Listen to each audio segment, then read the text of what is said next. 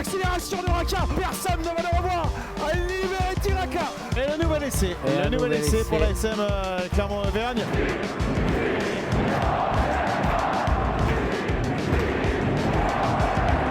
Salut et bienvenue dans l'épisode 11 de la saison 3 du podcast Ici Montferrand, le podcast qui s'intéresse à l'actualité de l'ASM Clermont avec aujourd'hui, vous les voyez, Arnaud Clergue qui est encore à La Rochelle, il a assisté au match sur place hier soir, Christophe Buron et Fred Vernat. Messieurs, bonjour. Bonsoir, salut Martial, salut à tous. Alors la question du jour, la défaite de l'ASM à La Rochelle est-elle une défaite encourageante ou rageante? Alors messieurs, rapidement on va faire un tour de table, même si on n'est pas à table. Arnaud, encourageante ou rageante? Ou les deux? Alors c'est une défaite encourageante, mais j'ai des petits bémols à dire que c'est une défaite rageante. Christophe? Pour moi, elle est clairement encourageante. Et j'expliquerai pourquoi, je développerai. J'y compte bien. Fred? Moi, j'ai un peu de mal avec le concept de défaite encourageante. Je n'arrive pas à concevoir qu'une défaite soit encourageante, mais on peut évidemment y mettre un peu de nuance. Alors effectivement, je suis un peu d'accord avec toi, Fred. Alors à la fin de la rencontre, Camille Lopez, donc le demi d'ouverture, a déclaré que l'ASM avait manqué d'efficacité et de dynamique dans la zone de marque. Alors l'ouvreur clermontois a aussi déclaré que la fierté sur ce match, c'est de n'avoir rien lâché. Alors bon, au vu de la rencontre, il a raison, il y a eu de l'engagement, là on est d'accord. Mais j'ai envie de dire que c'est un minimum et qu'au final, l'ASM repart bredouille de La Rochelle. En quoi, Christophe, est-ce que c'est encourageant cette défaite? C'est encourageant. Alors, je suis tout à fait d'accord avec l'analyse générale, notamment celle de Camille Lopez. C'est de loin d'être un match parfait. Ça a manqué de réalisme, d'efficacité dans les zones de marque. Il y a eu des passes approximatives. Elle est très encourageante pour un point essentiel pour moi, c'est que j'avais, non pas des doutes, mais il y avait quand même, enfin si, c'était des doutes. Pour être clair, sur ce début de saison, sur la capacité du pack clermontois à tenir choc face aux grosses cylindrées. Contre Toulouse, on avait vu qu'avec à 15 contre 13 et avec deux deuxièmes lignes en moins quand même dans le pack toulousain, le pack clermontois avait vraiment donné des signes presque d'impuissance par moment. Ça m'inquiétait un peu.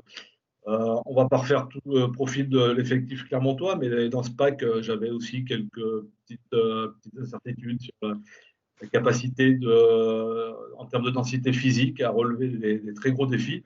Et je trouve que depuis quelques matchs, non seulement la conquête directe est plutôt, là pour le coup, très encourageante et plutôt bien huilée, mais dans le combat et dans les zones de duel, dans les duels, dans les zones d'affrontement rapprochées, je trouve qu'à l'image de Gédrasiac, d'ailleurs, un très bon match, je dirais qu'elle est encourageante parce que Clermont trouve qu'il va pouvoir compter sur son pack cette saison.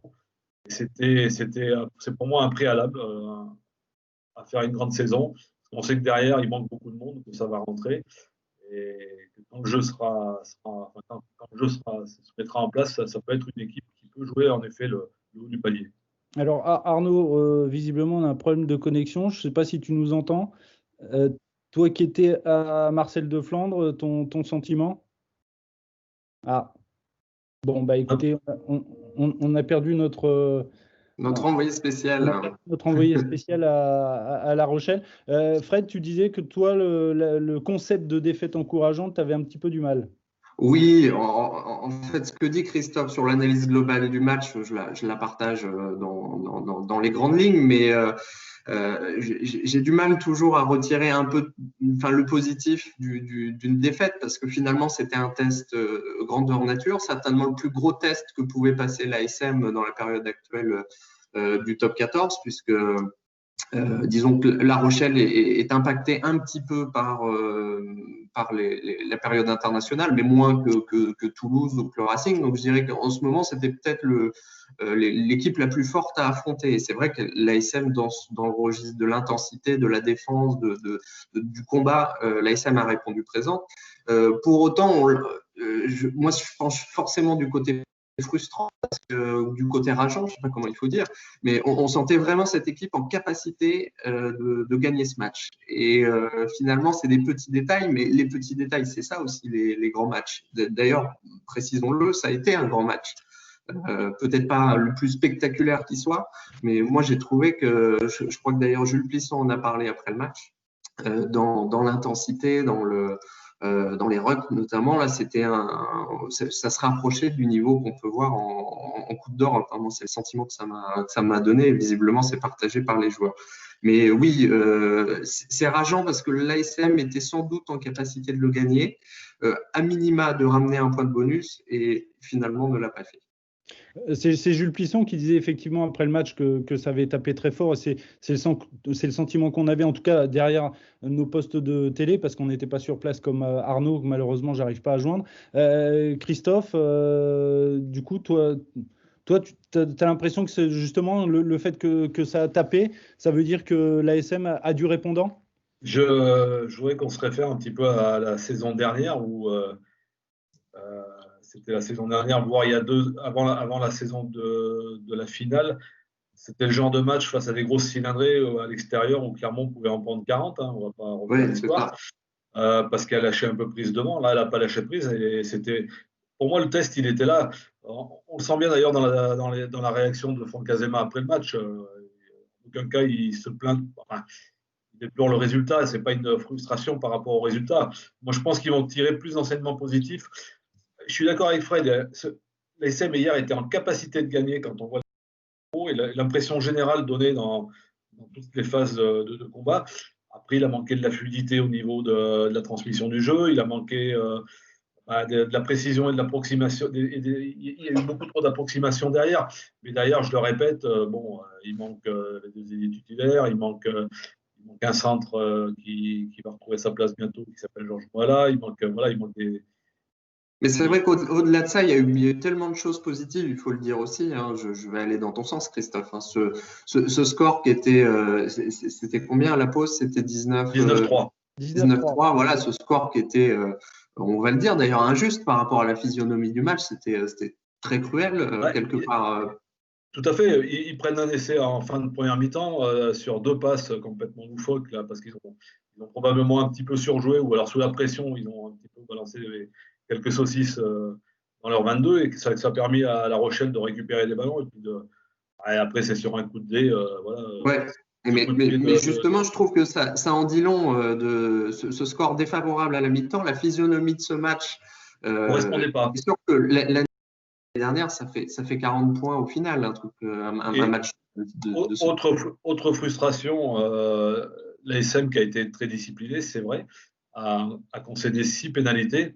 Alors, on a parlé de 5, mais en fait, je pense que tout le monde a un peu oublié la toute dernière, qui n'avait aucune conséquence, vu que c'était un plaquage un petit peu en retard de Barak sur Plisson. Mais bon, même à 6 pénalités, c'est très, très, très peu. Ça veut dire que sur les 80 minutes avant cette dernière action, elle s'est mise 5 fois à la faute. Et il y a eu 4 pénalités, c'est-à-dire que ça s'est fait dans des zones de marque. C'est ce qui est un peu dommageable. Mais par contre, il faut mettre en exergue, tu l'as dit Fred, la défense clermontoise qui n'a pas pris d'essai sur attaque placée, sur des combinaisons rochelaises. Il y a eu une très très bonne défense des Clermontois hier. Non, ça c'est vrai que c'est le genre de choses, on se dit que l'ASM, elle peut voyager loin, si elle défend tous les jours, à chaque match, de cette manière, si elle a le même investissement, le même mental, très franchement, on risque de voir des choses intéressantes. La conquête, le pack et la défense, c'est des bases, c'est des socles de construction d'une équipe, et là on voit que c'est en train de se mettre en place, clairement. C'est pour ça que je redis que c'est une défaite encourageante. Alors, messieurs, Arnaud est réapparu. Salut Arnaud, la connexion. J'ai eu un problème de connexion, je suis désolé. Les conditions du direct, comme on dit. Bon, malheureusement, tu n'as pas pu entendre tes collègues. Vas-y, exprime-toi un petit peu sur le fait que Alors, si j'ai bien compris, tu disais que c'était une défaite encourageante avec des bémols, si j'ai bien compris. Alors, non, j'ai dit que c'était une défaite encourageante, mais que ce n'était pas. J'avais des bémols sur le fait de dire que c'était une défaite rageante. D'accord. Ça peut être et rageant et encourageant. Oui, ça peut être les deux, mais en l'occurrence, je pense que ça n'est pas tout à fait rageant. Comme tu disais, Christophe, tout à l'heure, effectivement, j'avais un peu le même sentiment que toi avant le début du match, à savoir, j'avais des doutes sur le fait que le paquet d'avant d'ASM puisse rivaliser avec celui de La Rochelle, qui est quand même un des paquets d'avant les plus performants du championnat. Et sur le fait qu'ils puissent rivaliser sur 80 minutes, ce qui avait un peu pêché lors des derniers matchs. Et là, j'ai vu une équipe de l'ASM hyper engagée, hyper conquérante sur 80 minutes. Et ça a été un peu la nouveauté. Et c'est surtout face à La Rochelle qui est pour moi, je pense, la meilleure équipe du championnat actuellement. Donc c'est en ça que je trouve que c'est une défaite encourageante parce que Franck Azema va pouvoir construire là-dessus. Avant la rencontre, on se demandait comment l'ASM allait pouvoir se jauger face à une telle formation. Et là, je trouve que les Clermontois ont donné des réponses. Alors, une question, Arnaud, parce qu'on Ouais. on était en train. Je me permets, Martial. Oui, vas-y.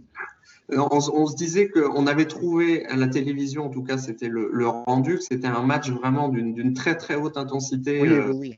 dans le combat. Est-ce que tu confirmes sur place Je vous confirme, Frédéric. Je vous confirme. Ça devait faire du bruit là. Je crois qu'à la télévision, vous aviez un peu des sons de supporters qui coupaient un peu l'ambiance de ce huis clos.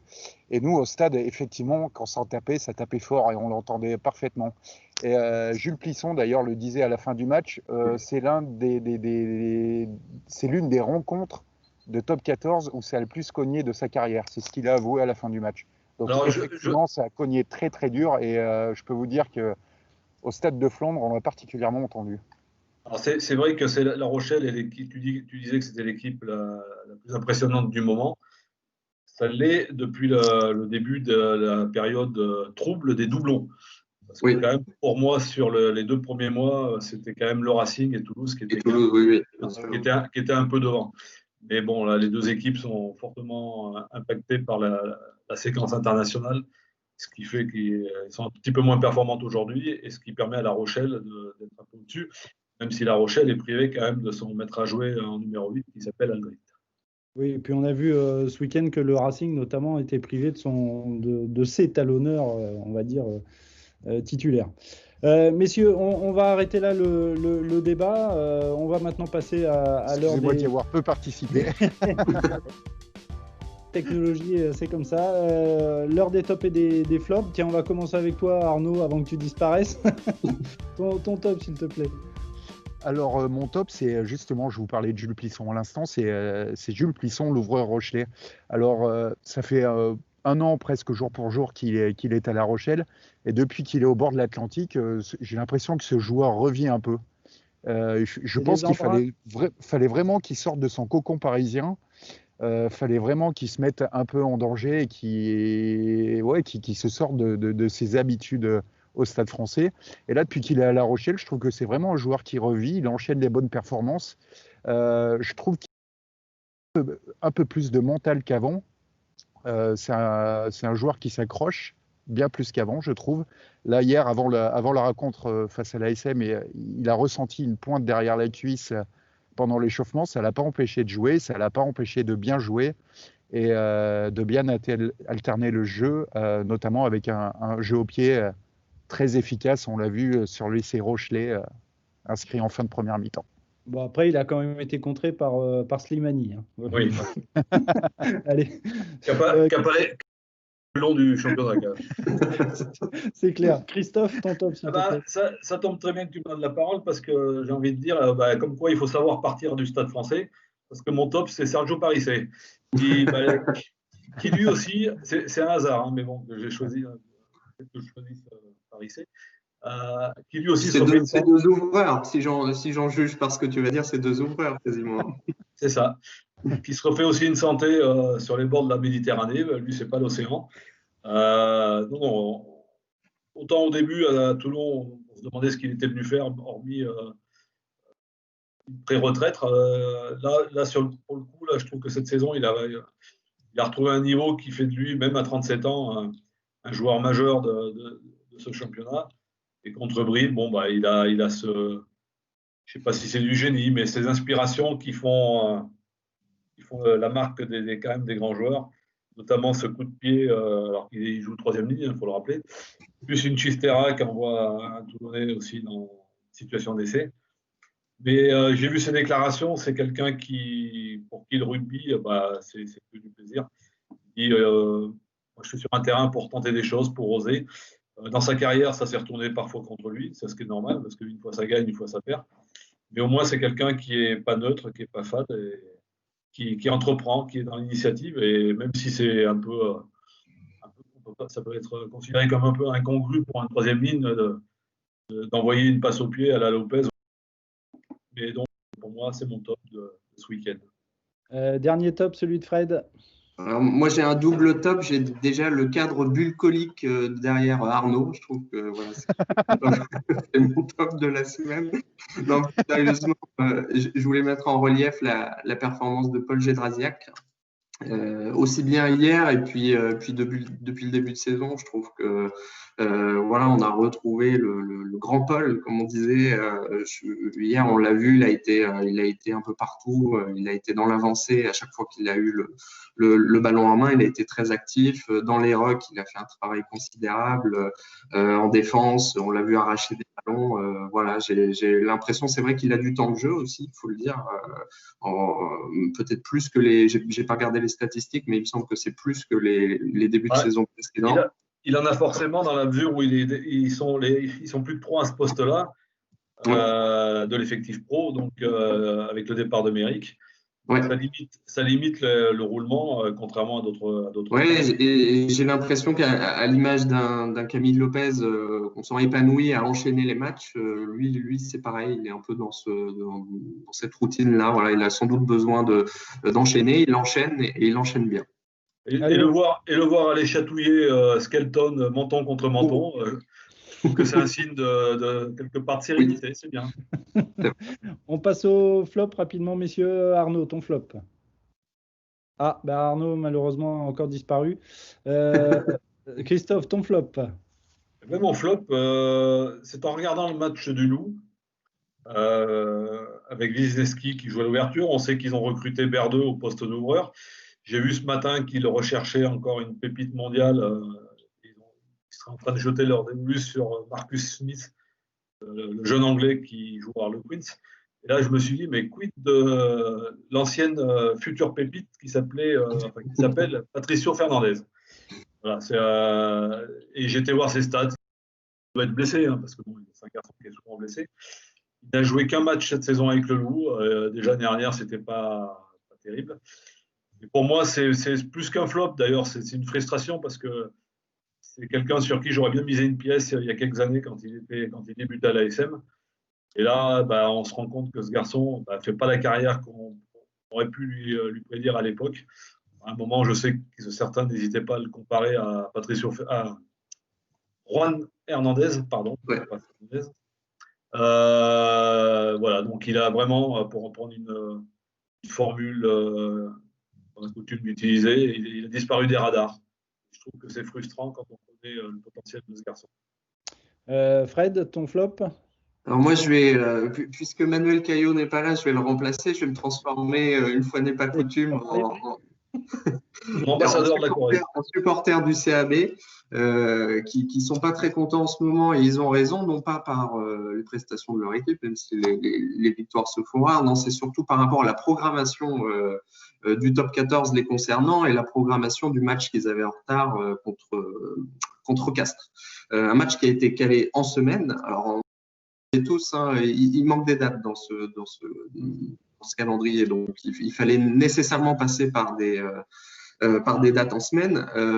Le problème étant, c'est que caler un déplacement à Castres un mercredi, sachant que vous allez, si je dis pas de bêtises, le Brive va à La Rochelle le week-end d'avant et va, je l'ai noté, à Agen le week-end suivant, ça veut dire que ça fait 3 déplacements en 8 jours, contre 2, on peut supposer, rivaux pour le maintien. Enfin, je veux dire, messieurs les décideurs, je ne sais pas si c'est le diffuseur ou la Ligue ou les deux, mais à un moment, il faut un petit peu de discernement. Et puis, il y avait sans doute d'autres dates en semaine pour caler ce match-là.